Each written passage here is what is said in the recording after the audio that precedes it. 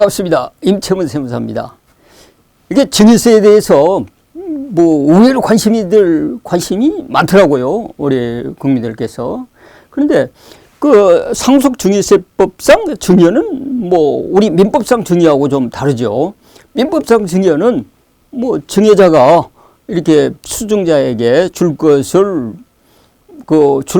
약정하고 수증자는 그것을 받는다고 승낙하면 그게 민법상 증여지만 우리 세법상 상정법상 증여는 훨씬 여러 가지 다양한 그런 규정에 의해서 증여세가 과세되고 있는데 그런 내용이 무엇이 있는지 한번 살펴보고 그러면 그런 것과 또 증여세 가액을 어떻게 평가를 하고 산정을 하는 범위가 어떻게 되는지 우리 같이 살펴보도록 하겠습니다.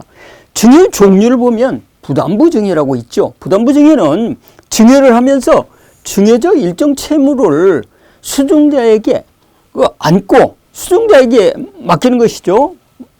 그러면 이제 그 수증자가 그것을 부담을 하겠다 이렇게 하는 증여입니다. 주로 이걸 부담부 증여라고 그러는데 요즘에는 이게 조금 이게 검토가 좀 더 돼야 되는데 왜 그러냐 그러면 종전에는 주택이나든가 아파트 같은 경우에 이렇게 해서 증여를 많이 했는데 요즘 부담부 증여에 대해서는 양도소득세가 엄청나거든요. 다주택자들 양도소득세가 중과를 받다 보면 이 부담부 증여로 증여를 한 것이 양도소득세가 절세가 되는지 아니면 전체 통째로 증여하는 것이 세부담이 전락되는 것인지 이것을 검토를 해보고 증여를 해야지 증여세가 적다고 덮어놓고 증여를 해놓으면 나중에 뒤로 어떻게 정리하기가 아주 곤란한 문제가 생기니까 이 부분은 반드시 부담부 증여를 이렇게 계산하고 생각하고 계신다 그러면 반드시 양도소득세가 중과되는지 안 되는지 양도소득세를 반드시 이렇게 판단을 해보고 하시는 것이 좋을 것 같고요. 그 다음에 이제 정기증여가 있습니다. 정기증여는 일정 금액을 수증자에게 매달 얼마씩 아니면 매년에 얼마씩 이렇게 순차적으로 증여를 동일한 금액을 정기적으로 주겠다. 그런 증여가 되겠습니다. 여기서 중요한 건 뭐냐 그러면 증여를 1년에 1,000만 원씩 10년을 주겠다. 그러면 1년의 증여를 1년마다 증여를 현금을 1,000만 원씩 10년 동안 주겠다. 이렇게 되면 최초에 증여할 때가 증여 시기가 돼버리는 거예요.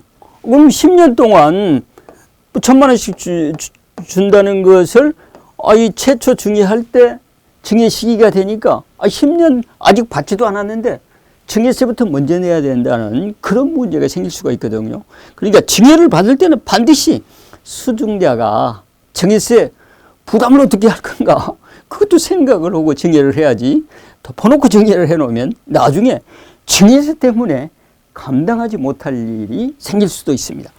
사인증여. 사인증여는 증여자가 생전에 수증자와 증여계약을 체결 하나 증여자의 사망으로 효력이 발생되는 증여계약입니다. 말은 이 사인증여지만 이걸 사인증여라고 해서 증여세가 과세되는 게 아니라 이럴 때는 상속세가 과세되는 거예요. 상속세. 사망으로 효력이 발생되기 때문에 이건 상속으로 보는 거고요. 그 다음에 또 세법에서는 추정이 있어요. 증여 추정. 추정은 뭡니까? 그냥 단순하게 미루어 짐작한다는 것이 추정인데 이 세법에서는 어떻게 작용을 하냐 그러면 반대 증거가 없을 경우에는 그 거래가 증여가 정당하다고 과정을 하는 거예요. 그러니까 이 추정 규정에 있어서 직계 존비속 간의 양도행위 이건 이제 증여 추정으로 보거든요. 아버지와 아들이 주택을 양도양수 계약을 했다. 그러면 우리 과세 당국에서는 증여 추정을 합니다. 이거다. 아무리 봐도 아버지가 증여한 것이지 아들이 돈을 줬겠느냐. 이럴 때는 이제 부자지간에 돈을 실질적으로 줬다는 금융 자료에 의해서 돈 줬다는 그 근거를 제시를 안 하면 이 반대 세무서에서는 증여 추정을 하지만 증여가 아니고 돈 준 근거가 여기 있습니다. 이게 제시를 안 했을 때는 증여로 보는 규정. 이게 이제 증여 추정 규정이고요. 증여 의제라고 또 있습니다. 본질은 증여가 아니에요.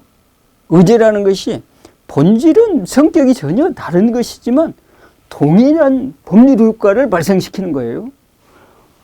이것이 주로 그 특수관계법인과 거래를 통한 이익의 증여 의제.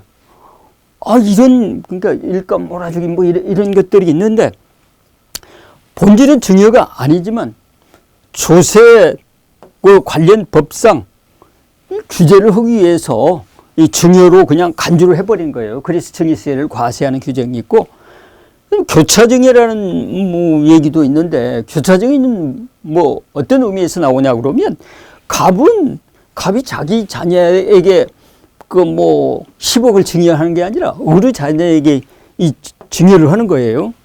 을은 그러면 갑의 자녀에다가 증여를 하는 것이죠. 그래서 갑은 자기 아들한테 증여를 하는 게 아니라 을의 자녀한테 증여하고, 을은 을도 갑의 자녀에게 증여를 했다. 그럼 결과적으로 보면 남의 자녀한테 증여를 했지만 자기 자녀한테 증여한 것이 돼버리잖아요.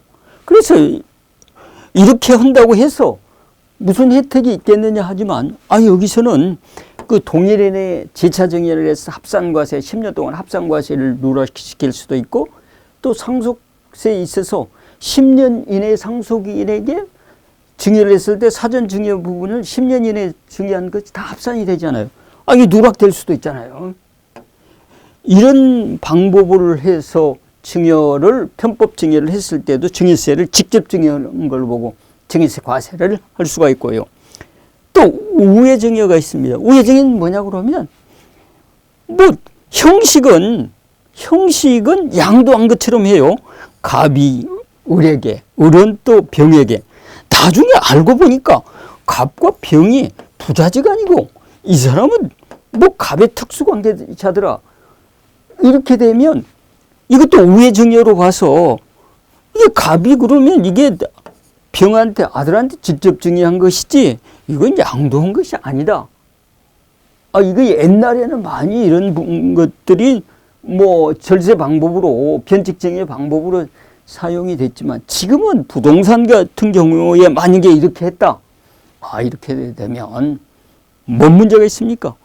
부동산은 실명법, 부동산 실권리자 명의자에 관한 법률 위반으로 과징금이 부과될 수가 있잖아요. 증여세는 증여세대로 과세가 되고 과징금은 과징금대로 과세가 될 수가 있으니까 이런 방법은 잘 요즘에는 안 하죠. 그 다음에 재산가치 증가에 따른 증여가 있습니다. 재산가치가 증가한다고 무슨 증여냐? 물론 아버지가 자녀에게 돈을 주고 그 증여 자금을 가지고 상장 주식 이런 걸 투자했다고 그러면 그 상장 주식이 그 가치가 뛰었다고 해도 증여세 과세는 별도로 안 하죠. 그렇지만 미성년자들이라든가 소득이라든가 연령으로 봐서 자기가 소득을 창출할 수 없는 자에게 부모라든가 특수관계인이 이렇게 직계 존속이 이렇게 돈이라든가 부동산을 증여를 하고 5년 이내에 이 증여자가 그 가치를 인가라든가 사업 규모를 개발이라든가 해가지고 그 가치를 5년 이내에 굉장히 30%나 3억 이상 뛰게 했다.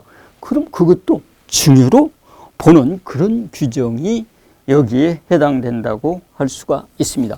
그럼 그 가액은 얼마를 가지고 할 것인지 아니면 그 재산을 주는 형태라든가 종류는 거래 방법은 어떤 경우까지 포함이 되는지 살펴보도록 하겠습니다.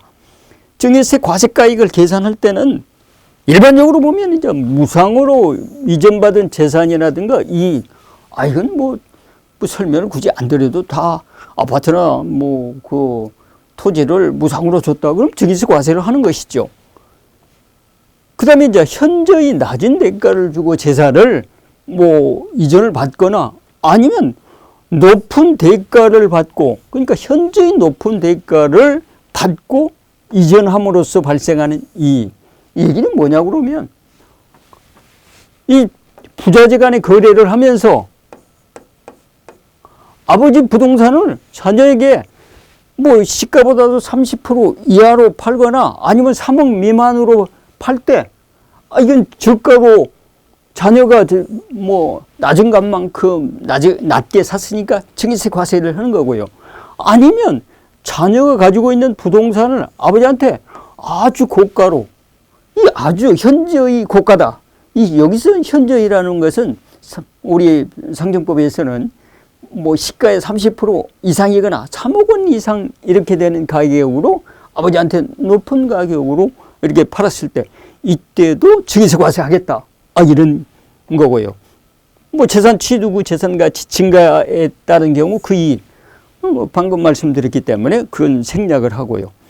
또 여기서 뭐 상정법에서는 예시 규정, 추정 규정, 뭐 의제 규정, 이런 규정이 쭉 있는데, 이런 규정에 의해서 뭐 재산을 평가를 해서 이 규정에 의해서 이제 증여세를 과세를 하는데, 실은 아까 말씀드린 뭐 교차증여니 우회증여니 이런 것들이 지금 국세청에서 과세당국에서 증여세나 상속세 세무조사를 하면서 유형별 세금 포탈 사례를 쭉 이렇게 열거를 하거나 매스컴에 이렇게 나타나는 거 보면 다 우리 국세청에서도 세무 규정, 세법에서도 다 그런 것들을 과세를 하고 있는데, 아직도 뭐 우리 이 세법이라든가 아니면 그 증여 규정을 잘 모르시는 분들은 그런 걸로 해서 변칙이라든가 우회 증여를 해서 과세당국에서 모를 거라고 생각하는데, 그렇게 하면 나중에 신고불성실 가산세 20% 아니면 40%까지 이렇게 과중한 가산세를 뭐 부담할 수 있으니까 절대 세금을 합법적으로 뭐 낼 생각을 하시고, 증여 여러 가지 종류가 있지만 그런 것들을 지금은 과세당국에서 다 포착할 수 있는 능력이 있다. 이렇게 보시는 것이 현명하리라고 생각을 합니다. 지금까지 우리 증여세 과세 대상과 증여의 종류를 살펴봤는데, 뭐 쭉 이렇게 같이 함께 해주셔서 고맙습니다.